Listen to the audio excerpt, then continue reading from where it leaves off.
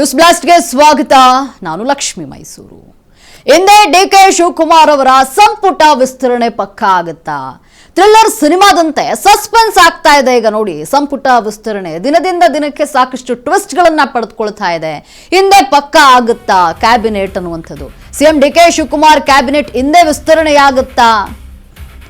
ಇದೊಂದು question mark ಆಗಿ ಉಳ್ಕೊಂಡ್ಬಿಟ್ಟಿದೆ. ಯಾಕಂದ್ರೆ ಪೋಸ್ಟ್ಪೋನ್ ಆಗ್ತಾನೆ ಇದೆ. ಥ್ರಿಲ್ಲರ್ ಸಿನಿಮಾದಂತೆ ಸಸ್ಪೆನ್ಸ್ ಆಗಿದೆ ಸಂಪುಟ ವಿಸ್ತರಣೆ. ಸಿಎಂ ಡಿಕೆಶಿ ಕ್ಯಾಬಿನೆಟ್ ವಿಸ್ತರಣೆಗೆ ಹಿಂದೆ ಕ್ಲೈಮ್ಯಾಕ್ಸ್ ಸಿಗುತ್ತಾ ಅಥವಾ ಮುಂದುವರಿಯುತ್ತಾ ಅನ್ನುವಂಥ ಪ್ರಶ್ನೆ. ಸಂಜೆ 4 ಗಂಟೆಗೆ ನೂತನ ಸಚಿವರಿಂದ ಪ್ರಮಾಣ ವಚನ ಆಗುವಂತಹ ಸಾಧ್ಯತೆ ಇದೆ. ಮುಂಜಾನೆ 11 ಗಂಟೆ ಒಳಗೆ ಸಚಿವರ ಪಟ್ಟಿ ಬರುತ್ತಾ? ಸಚಿವರ ಪಟ್ಟಿ ಫೈನಲ್ ಮಾಡಲು ನಿನ್ನೆಯೇ ಮಹತ್ವದ ಸಭೆಯನ್ನ ಕೂಡ ಮಾಡಲಾಗಿದೆ. ರಾಹುಲ್ ಗಾಂಧಿ ಖರ್ಗೆ ಸಮ್ಮುಖದಲ್ಲಿ ಪಟ್ಟಿ ಫೈನಲ್ ಬಗ್ಗೆ ಸಭೆಯನ್ನ ಮಾಡಿದ್ದು, ಪಟ್ಟಿ ಫೈನಲ್ ಆದ್ರೆ ಇಂದು ಸಂಜೆಯೇ ಪ್ರಮಾಣ ವಚನ ಆಗುತ್ತೆ. ಖಾಲಿ ಇರುವಂತಹ 20 ಸ್ಥಾನಗಳನ್ನ ಭರ್ತಿ ಮಾಡಲಿದೆ ಕಾಂಗ್ರೆಸ್.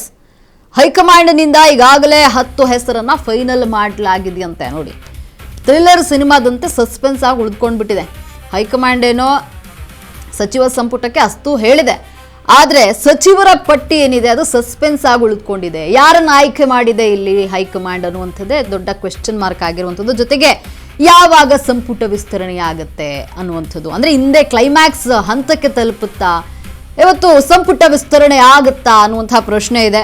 ಸಂಜೆ 4 ಗಂಟೆಗೆ ನೂತನ ಸಚಿವರಿಂದ ಪ್ರಮಾಣ ವಚನ ಆಗುವಂತಹ ಸಾಧ್ಯತೆ, ಅಂದ್ರೆ ಇಂದು ಏನಾದ್ರೂ ಹೈಕಮಾಂಡ್ ಇಂದ ಒಪ್ಪಿಗೆ ಸಿಕ್ಕಿ ಕ್ಲೈಮ್ಯಾಕ್ಸ್ ಹಂತಕ್ಕೆ ಬಂದ್ರೆ 11 ಗಂಟೆ ಒಳಗೆ ಸಚಿವರ ಪಟ್ಟಿ ಬರುತ್ತೆ. ಇನ್ನ ಇವರೇ ನೋಡಿ ಮಂತ್ರಿ ಆಗೋದು ಫಿಕ್ಸ್. ಎಸ್ ಪೊನ್ನಣ್ಣ ಇವರು ಮಂತ್ರಿ ಆಗೋದು ಬಹುತೇಕ ಖಚಿತ ಆಗಿದೆ. ರುದ್ರಪ್ಪ ಲಮಾಣಿ ಇವರು ಕೂಡ ಬಹುತೇಕ ಡಿಕೆ ಕ್ಯಾಬಿನೆಟ್ ಸೇರ್ಪಡೆ ಆಗೋದು ಖಚಿತ ಆಗ್ತಿದೆ. ಇನ್ನು ಆರತಿ ಕೃಷ್ಣ ಇವರು ಕೂಡ ಡಿಕೆ ಕ್ಯಾಬಿನೆಟ್ ಅನ್ನ ಸೇರ್ತಾರೆ. ಲಕ್ಷ್ಮೀ ಹೆಬ್ಬಾಳ್ಕರ್ ಈ ಹಿಂದೆ ಸಿದ್ದರಾಮಯ್ಯನವರ ಕ್ಯಾಬಿನೆಟ್ ನಲ್ಲಿ ಕೂಡ ಸಚಿವರಾಗಿದ್ರು. ಈಗ ಡಿಕೆ ಕ್ಯಾಬಿನೆಟ್ ಸೇರೋದು ಕೂಡ ಪಕ್ಕಾ ಆಗ್ತಾ ಇದೆ. ಶರತ್ ಬಚ್ಚೇಗೌಡ ಇವರು ಕೂಡ ಡಿಕೆ ಕ್ಯಾಬಿನೆಟ್ ಸೇರೋದು ಫಿಕ್ಸ್ ಇಲ್ಲಿ. ಇನ್ನು KS ಬಸವಂತಪ್ಪ ಕೂಡ ಇರುವಂಥದ್ದು. ಇನ್ನು ಟಿ ರಘುಮೂರ್ತಿ ಇದ್ದಾರೆ ಈ ಒಂದು ಲಿಸ್ಟ್ ನಲ್ಲಿ, ಅಂದ್ರೆ ಇವರೇ ಮಂತ್ರಿ ಆಗುವಂಥದ್ದು. SS ಮಲ್ಲಿಕಾರ್ಜುನ್ ಕೂಡ ಮಂತ್ರಿ ಆಗುದು. ಇವರುಗಳ ಹೆಸರು ಈಗ ಪಕ್ಕಾ ಆಗಿರುವಂಥದ್ದು. ಅಂದ್ರೆ ಏನು ಹೈಕಮಾಂಡ್ ಇವರ ಹೆಸರುಗಳನ್ನ ಓಕೆ ಮಾಡಿದೆ ಅಂತ ಹೇಳಲಾಗ್ತಾ ಇರುವಂಥದ್ದು. ಇನ್ನು ಪ್ರಮಾಣ ವಚನದ ಬಗ್ಗೆ ಲೋಕಭವನಕ್ಕೆಲ್ಲ ಅಧಿಕೃತ ಮಾಹಿತಿ, ಯಾವುದೇ ಮಾಹಿತಿ ಇಲ್ಲ ಅವರಿಗೆ. ಇಂದು ಪ್ರಮಾಣ ವಚನ ಆಗದಿದ್ರೆ ಬುಧವಾರ ಸಂಪುಟ ವಿಸ್ತರಣೆ ಆಗತ್ತೆ. ಕ್ಯಾಬಿನೆಟ್ ವಿಸ್ತರಣೆಗೆ ಇಂದಿಗೆ 3ನೇ ಬಾರಿಗೆ ಮುಹೂರ್ತ ನಿಗದಿ ಆಗಿರುವಂಥದ್ದು. ನೋಡಿ, 3 ಬಾರಿ ನಿಗದಿ ಆಗಿರುವಂಥದ್ದು ದಿನಾಂಕ. ಇಂದು ಸಂಪುಟ ವಿಸ್ತರಣೆ ಆಗದಿದ್ರೆ ಬುಧವಾರಕ್ಕೆ ಮುಂದೂಡಿಕೆಯನ್ನ ಮಾಡ್ತಾರಾ?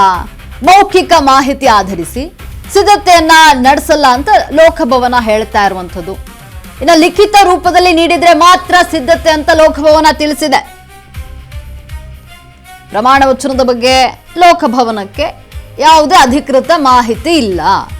ಇನ್ನು ಪ್ರಮಾಣ ವಚನ ಏನಾದ್ರೂ ಆಗದಿದ್ರೆ ಬುಧವಾರ ಸಂಪುಟ ವಿಸ್ತರಣೆ, ಕ್ಯಾಬಿನೆಟ್ ವಿಸ್ತರಣೆಗೆ ಇಂದಿಗೆ ನೋಡಿ 3ನೇ ಬಾರಿ ಮುಹೂರ್ತ ನಿಗದಿ ಆಗಿರುವಂಥದ್ದು. 3 ಬಾರಿ ಇಂದಾಗತ್ತೆ ಅಂತ ಹೇಳಿ 3 ಬಾರಿ ದಿನಾಂಕವನ್ನ ನಿಗದಿ ಮಾಡಿ ಅದು ಪೋಸ್ಟ್ಪೋನ್ ಆಗಿದೆ. ಈಗಲೂ ಅದೇ ಆಗುತ್ತಾ? ಯಾಕಂದ್ರೆ ಲೋಕಭವನಕ್ಕೆ ಯಾವುದೇ ರೀತಿಯ ಅಧಿಕೃತ ಮಾಹಿತಿ ಇಲ್ಲ, ಹಾಗಾಗಿ ಯಾವುದೇ ಸಿದ್ಧತೆ ನಡೆಸಿಲ್ಲ. ಮೌಖಿಕ ಮಾಹಿತಿಯನ್ನ ಆಧರಿಸಿ ಸಿದ್ಧತೆಯನ್ನ ನಾವು ನಡೆಸ್ಲಿಕ್ಕೆ ಆಗೋದಿಲ್ಲ ಅಂತ ಹೇಳಿ ಹೇಳಿರುವಂಥದ್ದು ಲೋಕಭವನ. ಇನ್ನು ಲಿಖಿತ ರೂಪದಲ್ಲಿ ನೀಡಿದ್ರೆ ಮಾತ್ರ ಸಿದ್ಧತೆ ಅಂತ ಲೋಕಭವನ ತಿಳಿಸಿರುವಂಥದ್ದು. ನೋಡಿ, ಈ ಒಂದು ಪ್ರಮಾಣ ವಚನ ಡಿಕೆ ಕ್ಯಾಬಿನೆಟ್ ಹಂಚಿಕೆ ಏನಿದೆ, ಈ ವಿಚಾರ ತೀವ್ರ ಕುತೂಹಲಕಾರಿಯಾಗಿರುವಂಥದ್ದು.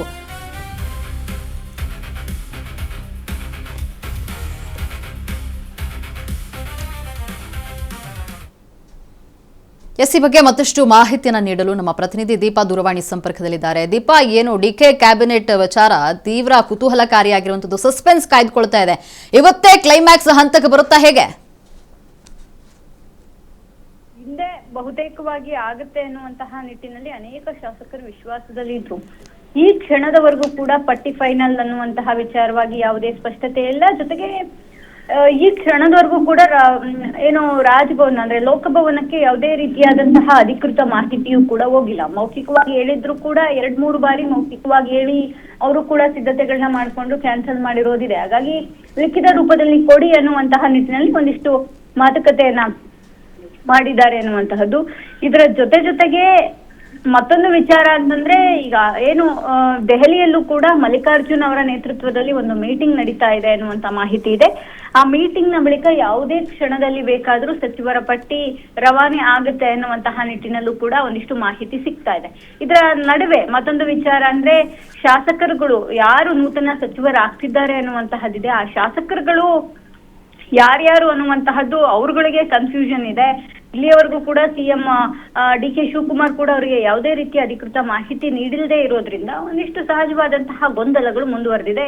ಯಾರು ಯಾವ ಪಟ್ಟಿಯಲ್ಲಿ ಸೇರ್ತಾರೆ, ಕೊನೆ ಕ್ಷಣದಲ್ಲಿ ಯಾರ್ಯಾರು ಯಾವ ಅಂದ್ರೆ ಆ ಪಟ್ಟಿಗೆ ಸೇರ್ಪಡೆ ಆಗ್ತಾರೆ ಅನ್ನುವಂತಹ ನಿಟ್ಟಿನಲ್ಲೂ ಕೂಡ ಒಂದಿಷ್ಟು ಚರ್ಚೆಗಳು ಮುಂದುವರೆದಿದೆ. ಲಕ್ಷ್ಮಿ, ಧನ್ಯವಾದ ದೀಪಾ ನಿಮ್ಮೆಲ್ಲ ಮಾಹಿತಿಗಾಗಿ.